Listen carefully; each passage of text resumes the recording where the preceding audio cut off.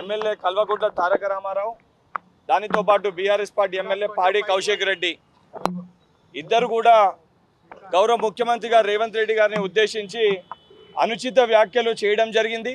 చేయడమే కాకుండా BRS party MLA పాడి కౌశిక్ రెడ్డి తన అఫీషియల్ ట్విట్టర్ హ్యాండిల్లో ఒక శాసన సభ్యుడని కనీస ఇంగిత జ్ఞానం లేకుండా, కనీసం ఆలోచన లేకుండా, గతంలో మీరు అధికారంలో ఉన్నప్పుడు కేటీఆర్ అనేక సందర్భాల్లో ఆ కుర్చీని గౌరవించాలి, ఆ కుర్చీని గౌరవించి మాట్లాడాలని చెప్పిన వ్యక్తులు ఈరోజు అవన్నింటినీ కూడా మర్చిపోయి ఇష్టం వచ్చినట్టు వారు ప్రవర్తించి వారు మాట్లాడడం జరిగింది.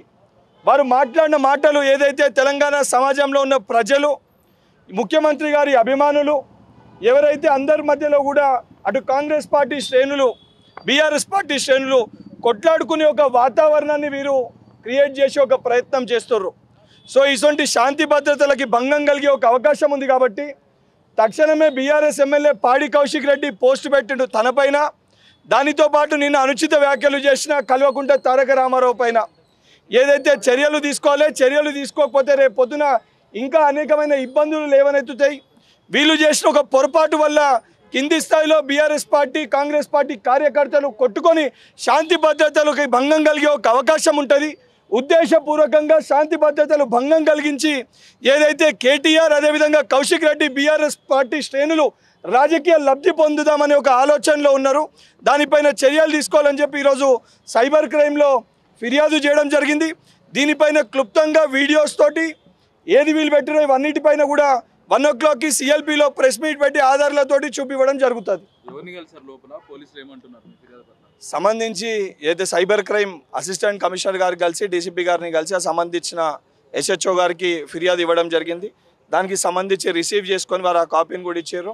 వారు ఏదైతే ఉందో వాళ్ళు కూడా డిసైడ్ చేసి దానికి సంబంధించి ఏ సెక్షన్స్ ఇంప్లై అయితే ఏ సెక్షన్స్ పెట్టాలని చెప్పి వాటిని కూడా వెరిఫై చేసి వాళ్ళకి సంబంధించి కేసు కూడా రిజిస్టర్ చేస్తామని చెప్పి చెప్పడం జరిగింది. 100 జన్మలు ఎత్తినా కేసీఆర్ గొప్పతనం రేవంత్ రెడ్డి తెలియదు అని అంటున్నారు. ఇప్పుడు కేసీఆర్ గొప్పతనమా, కేసీఆర్ దొంగనా, లుచ్చానా, లఫూటా, లఫంగానే అవన్నీ విషయాల గురించి నేను మాట్లాడితే మాట్లాడే స్థాయి నాది కాదు. పెద్దోడు గౌరవించాలి, సంస్కృతి సాంప్రదాయాలు మా తల్లి నాకు నేర్పింది, మా పార్టీ నాకు నేర్పింది. ఒక శాసన మండలి సభ్యునిగా అటువంటి మాటలు మాట్లాడొద్దని చెప్పి ఒక ప్రశ్న మీరు అడిగిర్రు, దానికి సమాధానం చెప్తే అడిగిన దానికి కూడా చెప్తా. ఆ ఇంగిత జ్ఞానం నాకు ఉంది కాబట్టి నేను ఆ రకంగా మాట్లాడతలే. నేను కూడా మాట్లాడవచ్చు, ఇప్పుడు చెప్పిన మాటలు మాట్లాడాలనుకోండి.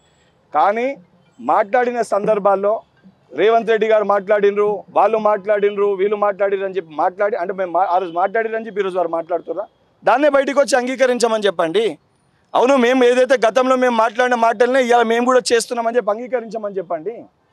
ఇప్పుడు గతంలో వాళ్ళు మాట్లాడిరు, వీళ్ళు చేసిరని అంటే ఈరోజు మాట్లాడిన వ్యాఖ్యలు ఏవైతున్నాయో ఒక ఎమ్మెల్యే అనేటోడు వాళ్ళ అఫీషియల్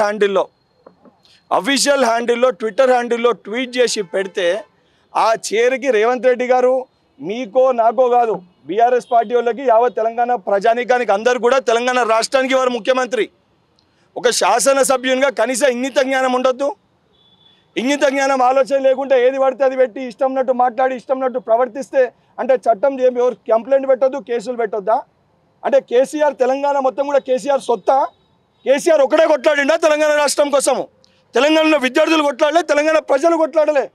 10 ఏళ్ళు నువ్వు అధికారంలో ఉన్నావు, అడ్డగోలుగా నువ్వు దోచుకున్నావు, నువ్వు దోచుకున్నది దాచుకున్నావు. ఇది నేనంటలే, కల్వకుంట్ల కవితనే మాట్లాడింది.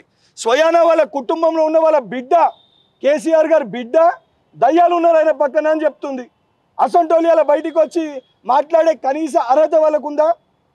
మా పార్టీలో ఇతర వాళ్ళు మాట్లాడితే ఒకరిపైన ఒకరు విమర్శిస్తేనే మీరు మాట్లాడుకుంటారు అంటారు. మాది పార్టీ ఆడ కుటుంబంలోనే విమర్శిస్తారు కదా. కేటీఆర్ భాగవతము, హరీష్ రావు భాగవతము వాళ్ళ సెల్లనే పెట్టింది కదా బయట.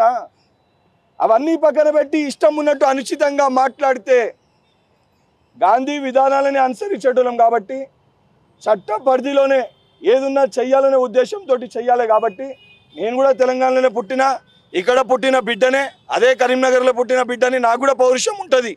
నేను కూడా ట్విట్టర్లో పోస్ట్ చేయాలంటే కేసీఆర్ గారిని అడ్డగోలుగా తిట్టొచ్చు. దాచుకుంటూ కేటీఆర్ హరీష్ రావు ఇద్దరు కలిసి కేసీఆర్ని నూకేస్తేనే నడ్డిపోక్కిరిగింది. విమర్శించాలంటే నేను కూడా అనేకం విమర్శించవచ్చు సోషల్ మీడియాలో. కానీ బాధ్యత గల పదవిలలో మనం ఉన్నప్పుడు ప్రజలకి సమాధానం చెప్పాల్సిన హోదాల్లో కుర్చీలో మనం కూర్చున్నప్పుడు బాధ్యతతోటి ప్రవర్తించాలని చెప్పి సహచర శాసన మండలి సభ్యునిగా మా సహచర శాసన సభ్యులకి కేటీఆర్ గారికి కౌశిక్ రెడ్డి గారికి ప్రెస్ ద్వారా కూడా మీవేమన్నా సమస్యలు ఉంటే అసెంబ్లీలో కానీ మీడియా ముఖంగా మీరు వ్యతిరేకించాల్సిన పద్ధతిలో మాట్లాడాల్సిన పద్ధతిలో మాట్లాడాలని ఒక ఇంగిత జ్ఞానం వాళ్ళకి నేర్పించే ప్రయత్నంలో భాగంగా ఈరోజు ఈ కంప్లైంట్ ఇచ్చి మీ ప్రెస్ ద్వారా వాళ్ళని అడ్రస్ చేయడం జరుగుతుంది.